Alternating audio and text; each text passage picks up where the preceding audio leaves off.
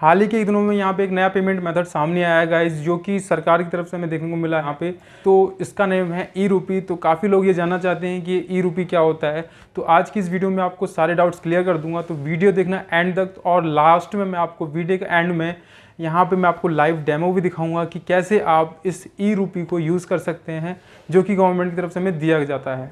तो यहाँ पे मैं उम्मीद करूँगा आप इस वीडियो को लाइक करेंगे। और लाइक टारगेट मैं यहाँ पे रखता हूँ गाइस 50 लाइक का, तो जल्दी से जल्दी इस वीडियो को लाइक कर दीजिएगा। और जो नए लोग या जो नए यूज़र हैं इस वीडियो पर आए हैं पहली बार और फर्स्ट टाइम इस वीडियो को देख रहे हैं, तो प्लीज़ सब्सक्राइब करे बिना मत जाइएगा। यहाँ पर मेरा टारगेट है 2000 सब्सक्राइबर्स का, तो प्लीज़ रिक्वेस्ट है आपसे ज़रूर से ज़रूर सब्सक्राइब कर देना। तो चलिए वीडियो स्टार्ट करते हैं गाइस। तो यहाँ पे सबसे पहली बात आती है कि ये ई रूपी है क्या। गाइस ई रूपी एक वाउचर की तरह है और यहाँ पे आपको एक फिक्स्ड अमाउंट दिया जाएगा इस वाउचर में। जैसे मान लीजिए आपका पेटीएम अकाउंट है, तो अगर मान लीजिए आपको पेटीएम के लिए कोई कूपन देता है, तो वो कूपन आप कहाँ यूज़ करेंगे?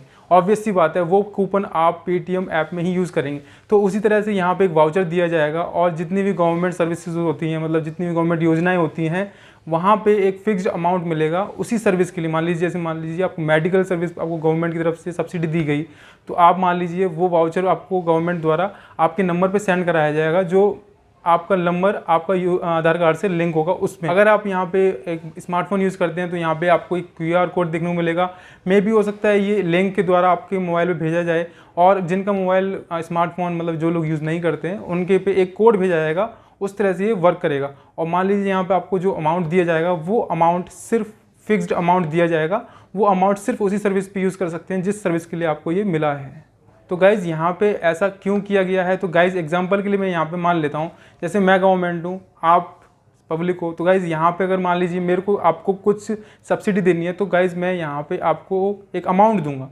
तो मान लीजिए मैंने सबके अकाउंट्स में यहाँ पे 500 रुपये डाल दी। तो गाइज़ यहाँ पे काफ़ी सारे लोग यहाँ पे दोस्तों ऐसे होते हैं कि वो 500 रुपये, ज़रूरी नहीं है कि मान लीजिए मैंने डाले कोविड वैक्सीन के लिए, तो ज़रूरी नहीं है गाइज़ कि वो 500 रुपये सब लोग कोविड वैक्सीन ही लगवाएंगे।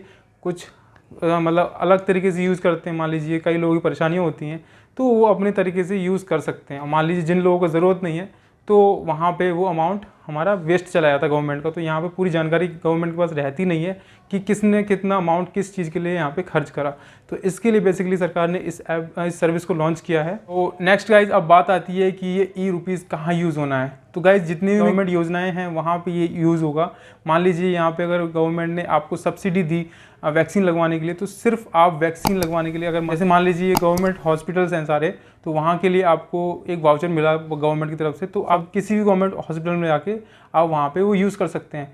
तो मतलब इससे ये रहेगा कि जैसे मान लीजिए आपको 200-250 रुपये जितनी भी वैक्सीन होती है, तो वो वैक्सीन के रुपये वहीं खर्च होंगे जहाँ पे उसे खर्च होना चाहिए। आप इसे कहीं अदर खर्च नहीं कर सकते। तो गाइज़ यहाँ पे अब एक और चीज़ निकल के आ रही है कि इसका यूज़ प्राइवेट सेक्टर में भी होने जा रहा है, जो कि एक अच्छी बात है। तो यहाँ पे मान लीजिए किसी एम्प्लॉय को कुछ पैसों की ज़रूरत है, अगर वो बोलता है या बहाना बनाता है, मान लीजिए कई लोग करते हैं, वैसे बुरा मत मानिए, अपने ऊपर मत ले जाइए गाइस, सबकी अपनी अपनी परेशानियाँ होती हैं। तो वहाँ पे वो सर से कहता है कि सर मुझे यहाँ पे छुट्टी दे दीजिए, मुझे या फिर इस चीज़ के लिए थोड़े पैसे की ज़रूरत है। तो यहाँ पे क्या होगा, प्राइवेट सेक्टर भी उसे उतने ही रुपये उस चीज़ के लिए दे पाएगा। तो यहाँ पर आपको क्लियर हो चुका होगा कि कहाँ कहाँ कैसे कैसे यूज़ होना है। अब गाइस बात कर लेते हैं कि काम कैसे करेगा ये ई रूपी। तो यहाँ पे ये एक तरह से कार्डलेस और कॉन्टैक्टलेस पेमेंट के लिए यूज़ करा जाएगा।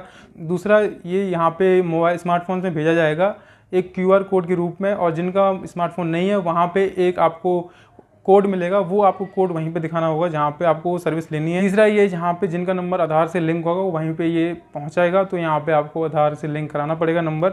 और चौथा ये होगा कि आपके पास डेबिट कार्ड है या फिर कोई भी मतलब जितनी भी ऑनलाइन डिजिटल पेमेंट्स होंगी वो आपको करने की ज़रूरत नहीं पड़ेगी इसमें। तो मतलब एक तरह से आप इसे सादा मोबाइल में भी यूज़ कर सकते हैं जो लोग मतलब।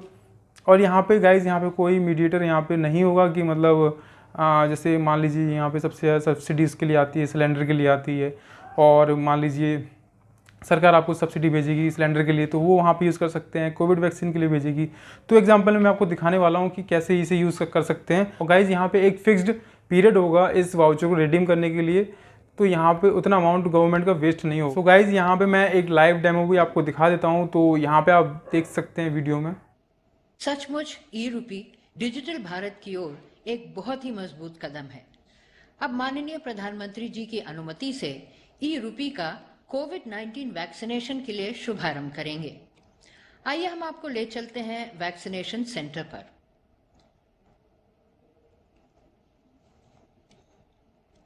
हम जुड़े हैं मुंबई के एक प्राइवेट वैक्सीनेशन सेंटर से, जहां लाभार्थी आज पहली बार इस ई रूपी वाउचर से कोविड-19 वैक्सीन के लिए भुगतान करेंगे।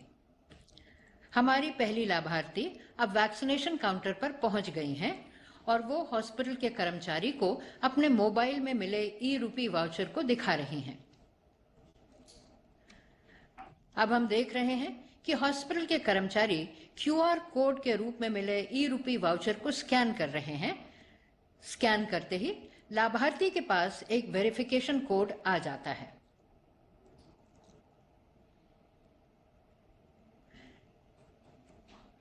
ये वेरिफिकेशन कोड लाभार्थी हॉस्पिटल के कर्मचारी को बताती हैं। Thank you. Verification code enter करते ही ई रूपी वाउचर रिडीम हो गया है और इस तरह उसके वैक्सीन का भुगतान ई रूपी के माध्यम से सफल हो जाता है। तो गाइज़ यहाँ पे कई सारी बैंकों की सूची निकल के आ चुकी है, तो वो आप यहाँ पे देख सकते हैं। तो इन बैंकों से लिंक रहेगा ये ई वाउचर और ई रूपी। तो यहाँ पे जो बैंक का आप ऐप यूज़ करते हैं तो वो उसके द्वारा आप इस QR कोड का मतलब लिंक यहाँ से रहेगा, तो वो इसके थ्रू आप कर सकते हैं। सो आई होप गाइज आपका यहाँ पे क्लियर हो चुका होगा कि ये ई रूपी क्या होता है। तो अगर आपको वीडियो अच्छी लगी तो वीडियो करना ज़रूर से ज़रूर लाइक और चैनल करना सब्सक्राइब ऐसी इंटरेस्टिंग वीडियोज़ के लिए। तो तब तक के लिए guys take care, bye bye.